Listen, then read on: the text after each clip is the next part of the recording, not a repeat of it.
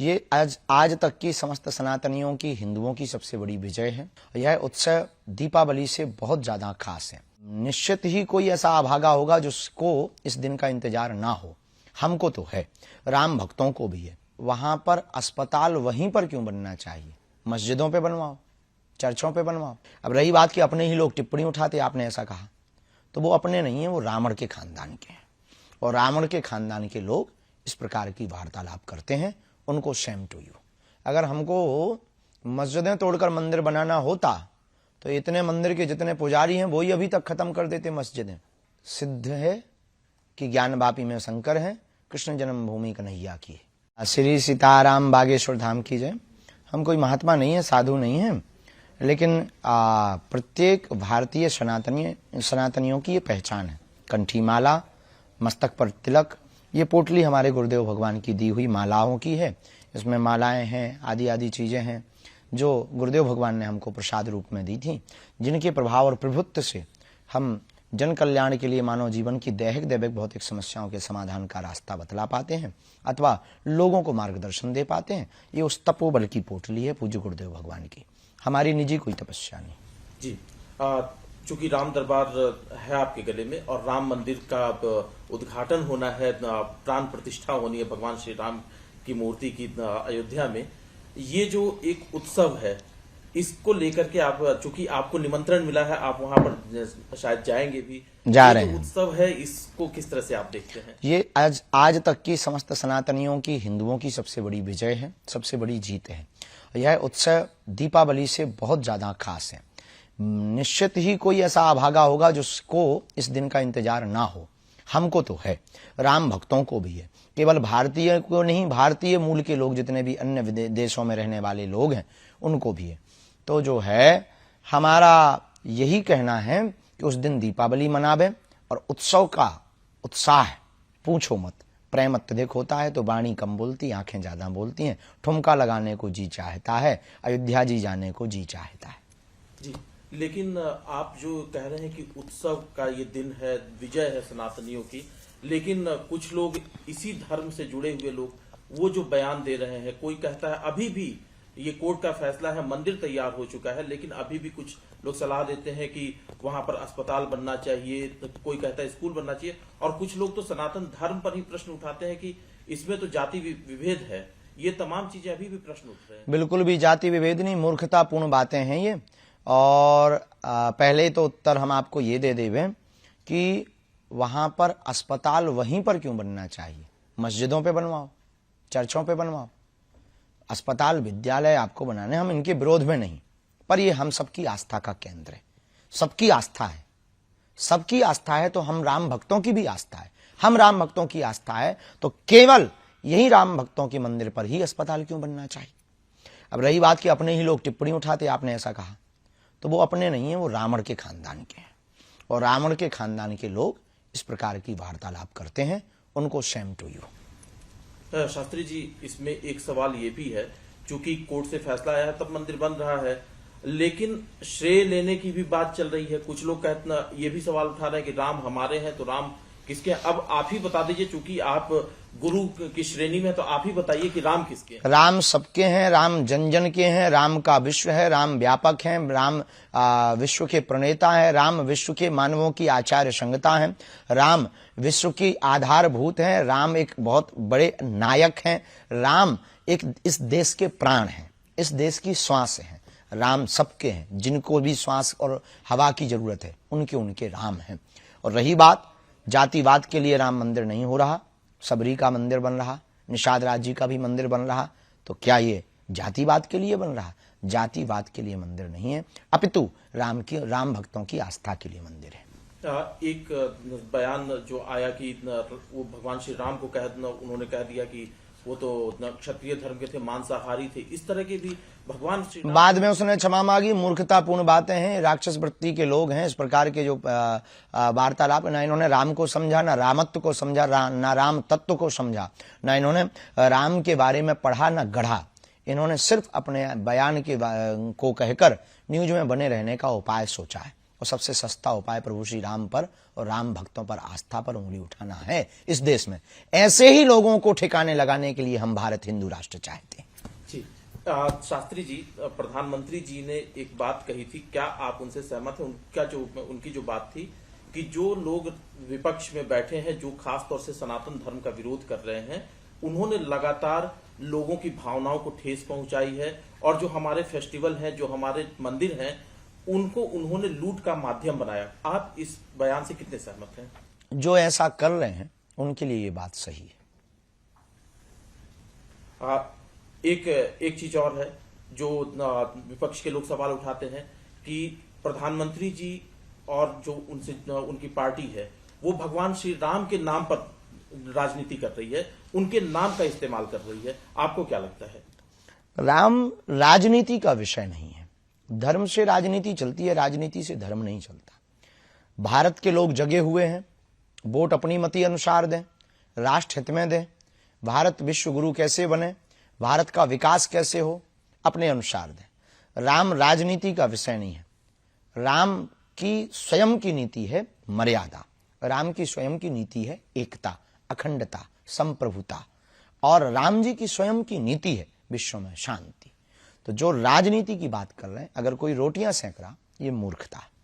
अभी आपने जिक्र किया था शुरुआत में कि सनातनियों की सबसे बड़ी ये जीत है। 2 मामले अभी और कोर्ट में है जिसको लेकर के भी संघर्ष जारी है, उसके बारे में आपकी क्या राय है? राय क्या, सिद्ध है कि ज्ञान वापी में शंकर है, कृष्ण जन्मभूमि कन्हैया की है। अब उसमें राय की बहुत ज्यादा आवश्यकता नहीं है। न्यायालय है इस देश में, न्याय प्रणाली है, और वर्तमान में मिल रही एसआई की रिसर्च में जो सबूत है, उससे यह निश्चित हो रहा है कि वहां पर सनातनियों का ही प्रभुत्व रहा, सनातनियों का ही मंदिर है, किसी अन्य मजहबियों का नहीं। इस देश में मोहम्मद गौरी, अकबर, बाबर, इन्होंने आक्रमण करके हमारे देश के मंदिरों पर जो कुठाराघात किया, उसके घाव वर्तमान में भरे जा रहे हैं। भगवान की कृपा से स्वर्णम काल है सनातनियों के लिए, हिंदुओं के जागरण के लिए। तो आपको लगता है कि बहुत जल्दी यहाँ पर भी फैसला हो जाएगा? होना ही है, होकर के ही रहेगा, और होना ही चाहिए। विवाद जल्दी खत्म हो, जल्दी से इन लोगों को शांति मिले, ताकि जो है ये बार बार इनके मुंह चलाना बंद हो जाए। शास्त्री जी, हिंदू राष्ट्र की बात आप बार बार करते हैं, अलग अलग मंचों से भी आप कहते हैं। जो मंदिर की बात चल रही है, उस बीच असदुद्दीन ओवैसी का बयान आता है कि मस्जिदों का आबाद रखो। वो मुसलमानों से कहते हैं नहीं तो एक एक करके मस्जिदें छीन ली जाएंगी तुमसे। ये उनका भी भीतर का डर बता रहा है कि वो कितने कमजोर हैं और कितने निर्दयी हैं। अगर हमको मस्जिदें तोड़कर मंदिर बनाना होता तो इतने मंदिर के जितने पुजारी हैं वही अभी तक खत्म कर देते मस्जिदें। हमें मस्जिदें नहीं, मस्जिदों पे मंदिर नहीं बनाने। जहां हमारे मंदिर थे हमें वहां मंदिरों के पुनर्निर्माण करवाने। अब उनको अगर ये डर है तो भगवान करे उनका डर बरकरार रहे। जी, एक सवाल और है सीए एनआरसी को लेकर के कि इस देश में सीए लागू हो, कुछ लोग इसका विरोध करते हैं। एक तबका कहता है कि उसके खिलाफ है, एक विशेष धर्म के खिलाफ है। विशेष धर्म के खिलाफ नहीं है, इसमें बहुत न्याय प्रणाली के साथ सीए का प्रयोग है। बुद्ध, जैन, ईसाई आदि जितने भी आए हैं भारत में, इन्हें शरणार्थी कहते हैं। एक भाषा में शरणार्थी आए हैं। तो बांग्लादेश और पाकिस्तान आदि से आए हुए अन्य मजहब के लोग भी कुछ आए हैं, जिनका नाम नहीं हम लेना चाह रहे, जिनका भी नाम ले रहे थे उनके समाज के लोग, उनके खिलाफ नहीं है। पर उनके लिए एक बहुत सुंदर तर्क है कि तुम अपना देश छोड़ के क्यों आए, क्या आवश्यकता थी? भाई हमारे घर में भोजन भाजन की बढ़िया व्यवस्था होगी तो हम पड़ोसी के घर क्यों डेरा डालेंगे? या तो कोई तुम्हारा षड्यंत्र है, या फिर तुमको कोई कान भर रहा है, या कोई इंटरनेशनल साजिश है। तो बढ़िया है, सीए बहुत बढ़िया है। शास्त्री जी, एक राजनीतिक सवाल है, क्योंकि 2024 में लोकसभा के चुनाव भी होने हैं, राम मंदिर का निर्माण हो रहा है, ये आकलन है कि इसका प्रभाव भी रहेगा लोकसभा के चुनाव पे। आपको क्या लगता है, भारतीय जनता को जो वोट देने जाएगी, क्या उसको नरेंद्र मोदी को एक और चांस देना चाहिए? हम राजनीति पर टिप्पणी तो नहीं करते, न राजनेता पर टिप्पणी करते। जो राष्ट्र हित की बात कर रहा, राष्ट्र हित के लिए बोल रहा, राम राज्य की स्थापना के लिए जी रहा, ऐसे व्यक्ति को भारत के संपूर्ण वोटरों को स्वविवेक के साथ अपनी मति के अनुसार वोट देना चाहिए। अब किसको देना चाहिए ये तुम्हारा विवेक, हमारे कहने से आपको वोट देना नहीं।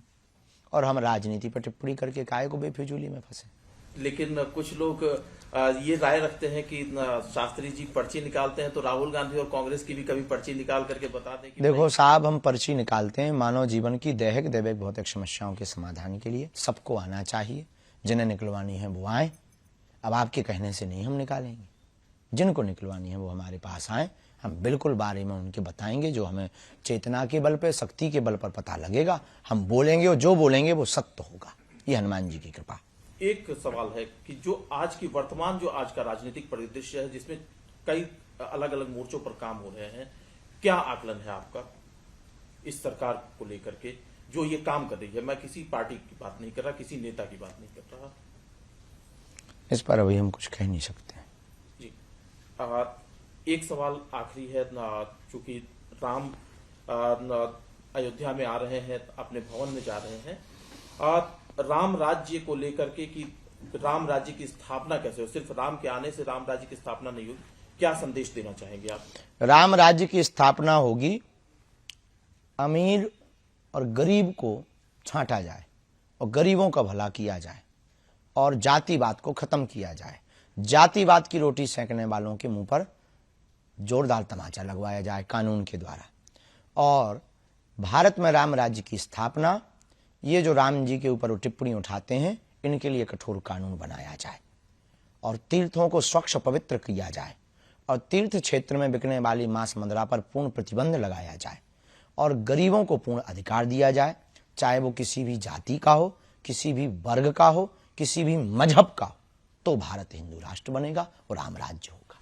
लेकिन जातिगत जनगणना की बात हो जाती है ना, जब इस तरह की बातें उठती। जातिगत जनगणना की जगह अमीर और गरीब की जनगणना होनी चाहिए और गरीबों की जनगणना करके उनको लाभ देना चाहिए। राम अयोध्या में आ रहे हैं, अपने भवन में, अयोध्या में तो वो थे ही, उल्लास है आपके, आप अपने हृदय का जो उल्लास है वो किस तरह से व्यक्त करेंगे? राम जी तो अवध में विराज रहे। पहले लोग कहते थे कि राम लला हम आएंगे, मंदिर वहीं बनाएंगे। अब बन गया है भगवान की कृपा से। राम लला आ रहे हैं 22 तारीख को और हिंदुओं को जगा रहे हैं हनुमान जी की कृपा से। अभी वर्तमान में एक गीत बहुत चल रहा है, 2 लाइन उसकी सुना देते हैं। अरे मेरी झोपड़ी के भाग आज खुल जाएंगे, राम आएंगे। मेरी झोपड़ी के भाग्य आज खुल जाएंगे, राम आएंगे। राम आएंगे आएंगे राम आएंगे, राम आएंगे आएंगे राम आएंगे। मेरी झोपड़ी के भाग्य आज खुल जाएंगे, राम आएंगे। ये भाव बहुत ज्यादा सबरी माता का ये भाव है और सब लोग उस दिन का इंतजार कर रहे हैं। बड़ी दिव्यता भव्यता के साथ प्रभु श्री राम जी विराजमान हो रहे हैं। और हमको तो अयोध्या में जाकर एक ही बात याद आती, सीताराम जी की प्यारी राजधानी लागे, महारानी लागे, मन मीठो मीठो सरजू जी को पानी लागे। सीताराम जी की प्यारी राजधानी लागे, महारानी लागे, मन मीठो मीठो सरजू जी को पानी लागे।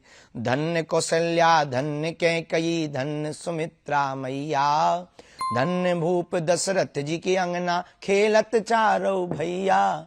हाँ खेलत चारों भैया, गुड़धानी लागे, बड़ी प्यारी लागे, मन मीठो मीठो सरजू जी को पानी लागे।